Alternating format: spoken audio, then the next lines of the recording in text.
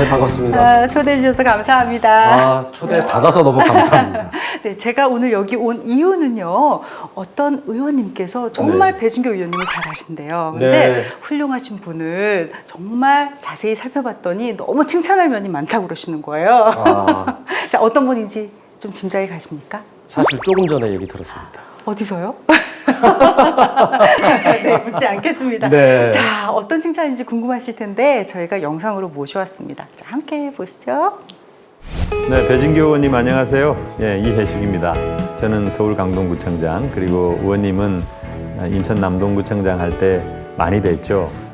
우리 배진교 의원님께서는 대한민국의 가장 대표적인 진보정당 정의당에 몸담고 계시는데, 단체장을 했던 경험을 10분 발휘해서 정의당을 국민들로부터 사랑받는 그런 정당, 그리고 대한민국의 정치를 조금 더 개혁적이고 진보적으로 바꿔가는 그런 정당으로 만들어 가실 것이라고 굳게 믿습니다.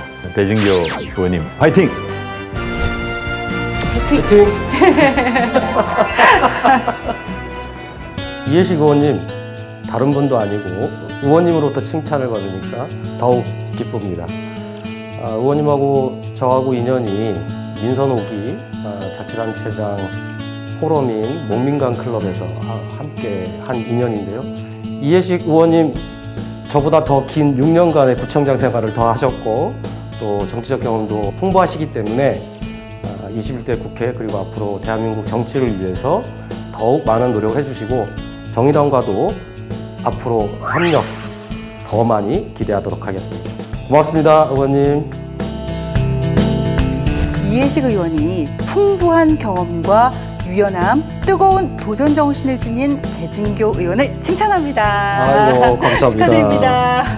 네. 너무 멋진 선배입니다. 고맙습니다. 네.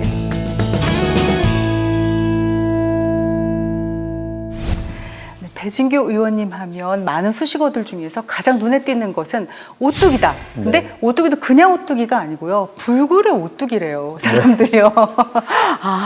본인도 수긍을 하십니까?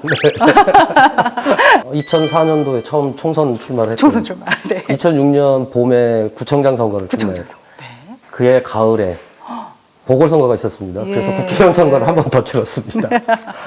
2008년 총선 치렀고요. 네. 2010년도 구청장 선거를 하고 당선이 됐고 2014년 재선 도전을 했는데 실패를 했고 그다음에 2016년도에 총선 출마를 했으나 중간에 이제 후보단일화 때문에 포기를 했고 2018년 다시 구청장 선거를 도전했고 지난해에는 드디어 정의당 비례대표로 당선이 됐습니다.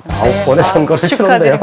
진보 정치 하면은 사실 승리보다는 패배와 좌절, 낙담이 더 쉽게 떠오르는 일들이어서 그러한 일들을 함께 경험하고 여기까지 같이 동행한 많은 진보 정치인들에게 우선 감사를 해야겠죠. 근데 인천 남동구에서 진보정당 최초로 수도권의 구청장으로 오셨어요. 네, 어떻게 설득을 하셨는지 전 좀 그게 더 궁금합니다. 앞서 설명드렸지만 앞선 선거에서 여러 차례 출마를 했고 그 출마한 과정에서 지역에 상당한 득표력을 형성을 했고 꾸준히 지역 안에서 시민들과 함께 또 지역 주민들과 함께 일구었던 성과들이 반영된 결과였고 그 결과들이 2010년도 남동구청장 당선이라는 결과로 나왔다고 생각합니다. 그리고 그것을 행정으로 구체적으로 보여줄 수 있다면 더 많은 사람들이 진보정당 그리고 진보적인 가치에 대해서 인정해 줄 거다 이런 판단을 한 거고요. 4년간 구정에 대한 그냥 자평을 하자면 상당히 잘했다. 저희 확인 들어갑니다. 자, 1년 조금 넘게 열심히 달려오신 국회의원으로서 달려오신 이 배진교 의원님께 어떤 분께서 좀 감사하는 마음을 가지고 계신답니다. 그렇습니까? 네, 저도 굉장히 궁금하네요. 궁금한데 어떤 네. 내용일지 자, 함께 보시죠.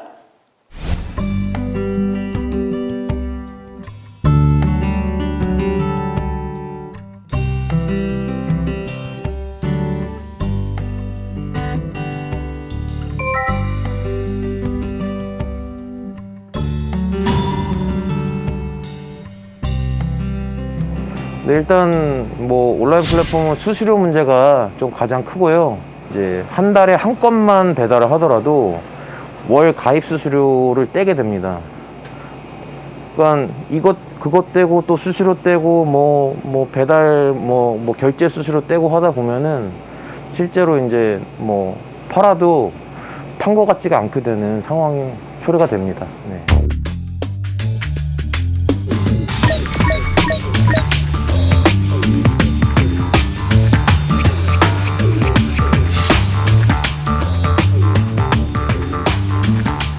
플랫폼을 이용하는 그 사업자들의 권익이 제대로 좀 지켜지지 않고 있습니다. 그렇기 때문에 어떻게든 그 갖은 스트레스를 받으면서도 그 악성 댓글 하시는 분들한테 막 어떻게든 무릎 꿇을 수밖에 없는 상황일 수밖에 없는 겁니다. 네.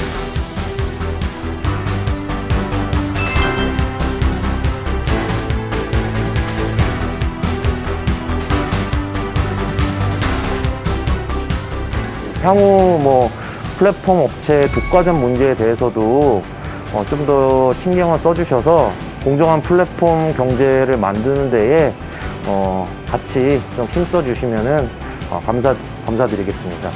코로나가 이제 오랜 기간 동안 이렇게 우리 생활을 좀 잠식시키고 있다 보니까 저도 그래요. 좀 이제는 그냥 전화로 시키고 주문하고 이러는데 점점 습관적으로요. 거기에 달린 리뷰나 또 뭐 별점이라든가 이런 것들을 보게 됩니다. 네네. 근데 이런 것들이 소비자에게는 도움이 되고 편리한 것이 될 수 있지만 자영업자들에게 자영업을 하시는 분들에게는 진짜 좀 의도치 않은 피해가 가지 않을까라는 생각이 들었어요. 근데 이런 부분을 좀 먼저 미리 보신 거죠.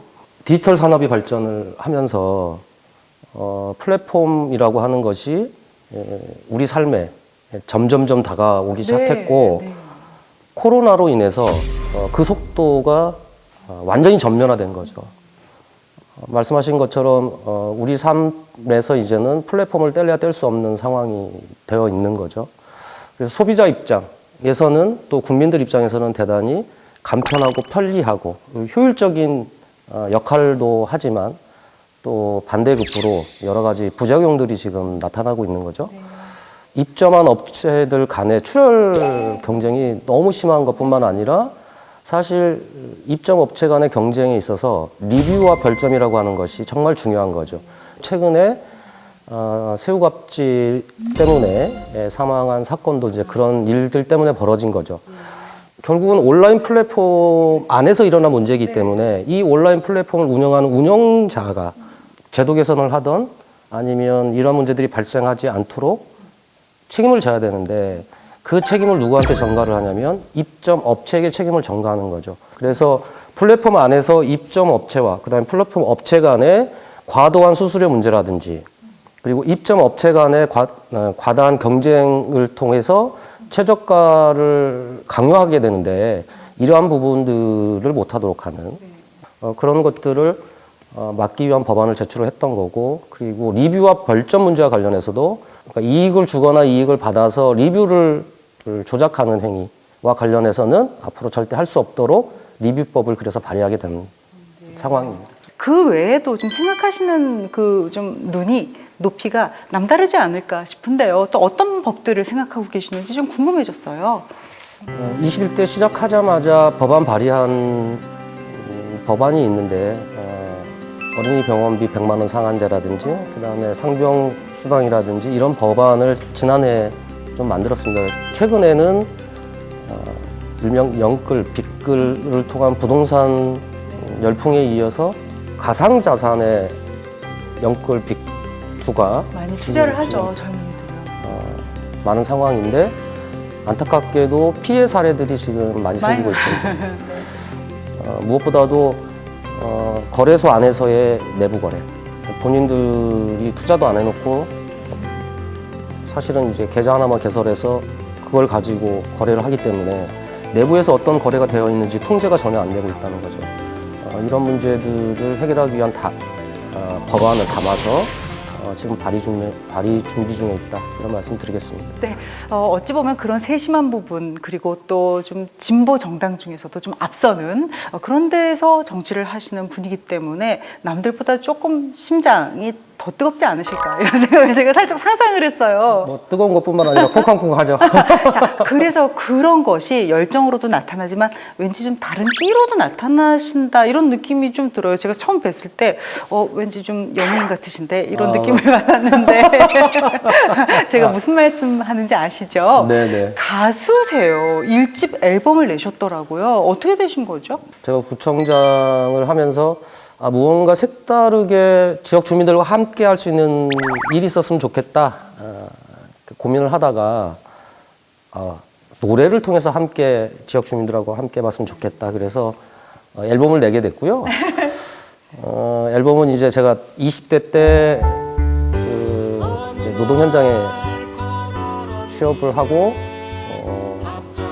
취업하고 한 1년 정도 지나서 프레스의 새끼손가락을 잃어버렸는데 그 내용을 담은 이제 새끼손가락이라고 하는 이제 노래도 있고 그리고 제가 구청장 하면서 우리 이제 아이들이 함께 공부하고 뛰어노는 지역아동센터가 있는데 그 지역아동센터 친구들이 저에게 편지를 보내준 게 있어요. 그래서 그 내용을 담아서 노래도 만들기도 하고 그래서 저희 지역 주민들과 함께 하거나 또는 저의 이제 사적인 경험들이 있는 내용들을 이렇게 담아서 노래를 만들었고 음반 발표회를 했죠. 저는 그냥 뭐 노래를 좋아하셔서 아니면 또 좀 취미생활로 그런 음악을 좀 좋아하시나 앨범을 내셨나 했었는데 이 자리를 빌어서 좀 제가 신뢰되는 부탁을 좀 드려보고 싶은데 네. 그래도 앨범을 낸 가수시잖아요. 네. 뭐 즐겨 부르시는 노래가 있으면 한 소절 정도 부탁드려도 되겠습니까? 박수! 자, 여기 지금 앞에 많이 계신데요, 스태프분들이요. 자, 박수 쳐드리겠습니다. 사실 노래는 잘 못합니다. 네. 천번이고 다시 태어난데도 그런 사람 또 없을 테죠. 몰래 감춰둔 오랜 기억 속에 단 하나의 사람입니다.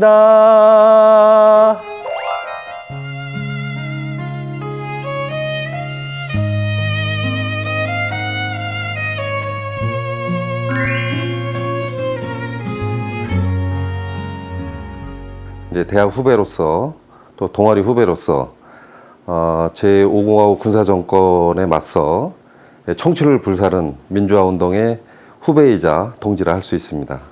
일신의 안이나 영달보다는 대의를 쫓은 그런 측면이 강했던 부분이 아니었나 생각이 되고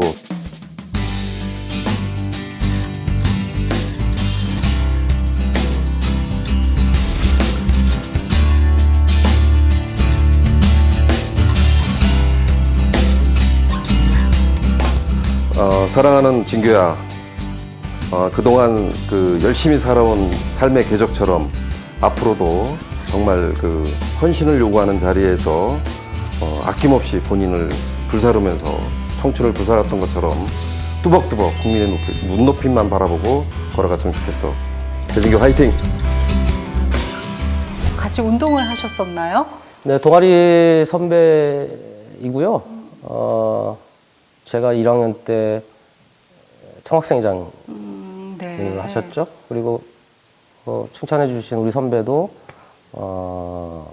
감옥을 다녀왔고 그 후로 각자 사회인으로서 이제 바삐 살다가 한 10여 년 전에 다시 오래간만에 다들 다 만났고 지금은 칭찬도 해줬지만 이 길을 가는 데 있어서 든든한 후원자, 지지자 또 열심히 응원해주고 계십니다. 대부분의 일반적인 사람들은요, 어렸을 때, 또 청년일 때, 또 또 조금 장성해서 그리고 이 자리에 오기까지 여러 번의 생각과 좀 사람이 변하지 않습니까? 근데 이렇게 정치를 하시고 또 어릴 때부터 학생운동도 하시고 노동운동도 하시고 이런 분들은 정말 한결 같으신 거잖아요. 좀 미루어 보셨을 때 본인은 어떻다고 생각하십니까? 저는 사람은 변해야 한다고 생각해요. 쭉 한 길을 걷는 것 같지만 그 상황 또 그 시대가 요구했던 바에 부응하거나 또는 그 시대의 부름에 답하면서 지금까지 다 살고 있다고 저는 생각을 하는 거거든요. 진보가 빠른 변화에 반응하지 못하면 진보로서의 생명을 유지할 수 없다 이렇게 생각합니다. 근데 좀 뭐 무겁게 생각하셔도 되지만은 가벼운 느낌으로 좀 여쭤보고 싶습니다. 네. 21대 국회의원으로서 내가 이것만큼은 좀 꼭 해보고 싶어라고 생각하시는 게 있으십니까? 저는 능력 있는 진보로 정의당이 평가받길 원하고 그 평가를 위해서 6명의 국회의원과 우리 당에 있는 당의 주요한 당직자들과 함께 최선의 노력을 다할 것이고요. 지금 대단히 당이 어려운 상황이 있지만 여전히 대한민국은 진보정당이 필요하고 그 진보정당을 통한 정치가 새로운 대한민국을 열어가는데 저는 기여를 하길 바라고 그 기여는 바로 진보도 능력 있는 진보였을 때 가능하다. 그 능력을 꼭 보여드리고 싶습니다. 네, 기대하겠습니다. 자, 이제 진짜 마지막인데요. 저희가 또 이 에너지를요, 다른 동료 의원께 또 전달해 드려야 되잖아요. 네. 머릿속으로 추천해 주시는 분, 칭찬하실 분 떠오르셨습니까? 지금 이제 민주당 원내 수석 부대표를 하고 있는 김성환 의원을 칭찬해 드리고 싶습니다.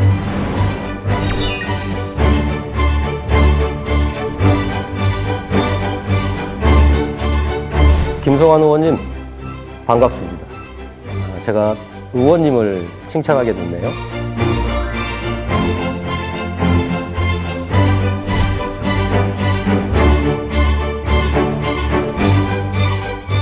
의원님의 좋은 법안을 발의해 주셔서 골목상권의 소상공인으로서 상당히 감사드립니다.